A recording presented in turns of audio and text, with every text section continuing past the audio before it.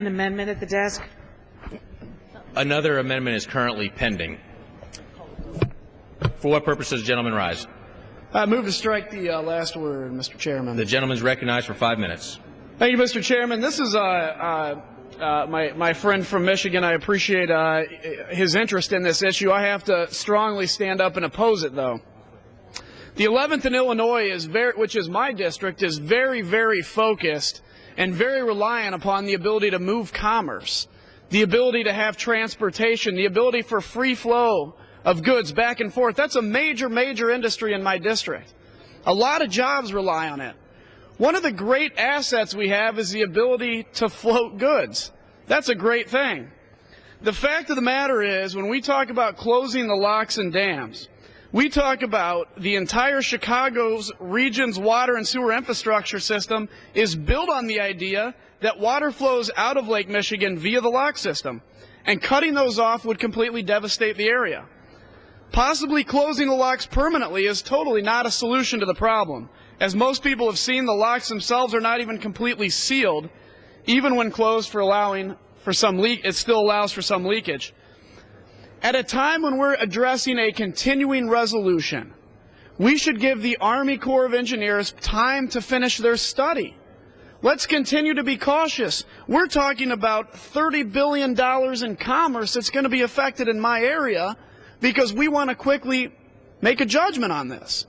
I understand the passion, I understand the concern, but let's be very cautious. At a time when the Chicago area, when my district has an economic downturn and people are waking up every day wondering if they're going to be able to feed their family or if they're going to have a job the next day, or people are driving on the interstates wondering if they can even get to work on time because there's already enough trucks. And now we want to add more and more trucks if we close these. That is the absolute wrong answer to this. And so I'm asking for, let's defeat this in this continuing resolution. Let's give the Army Corps of Engineers time they need. I ask my fellow colleagues to stand up and oppose this. It's too quick. The time is we have to be cautious. We have to wait. We have to see. When we took the majority, one of the things we talked about is being cautious when we get involved in free market and commerce. And we've talked about that caution and what we want to do to create jobs and what we want to do to allow people to get back to work and to solve this deficit not just by cutting spending, but by cutting the unemployment rate. Well, I'm telling you, this would be terribly devastating for the people in Illinois, for the people in the 11th District, and frankly for folks in the region.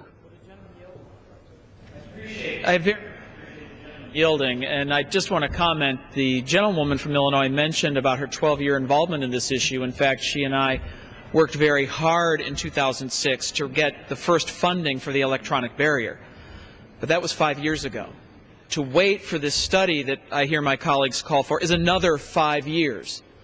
How much time is it going to take before we eliminate the threat to the entire Great Lakes ecosystem? Reclaiming my... And so with that, I would yield back and just appreciate the gentleman yielding. Sure, no problem. Yeah, I understand. This takes time. When we talk about affecting $30 billion in economic commerce, I would expect that to take some time. Now, again, I appreciate the concern. I appreciate everything we're dealing with. This is a very serious issue. But my goodness, the people in my district are already waking up, wondering if they're going to have a job tomorrow, begging the free market to work. And that's all we're asking. Look, if we want to take this up at a later time, fine. But is it really appropriate when we're debating hundreds of amendments to a continuing resolution for this to be the area where we do something that's frankly been working or has been in study for 5 years and has a lot more to go? So with that, I yield back and thank you. The gentleman's time has expired.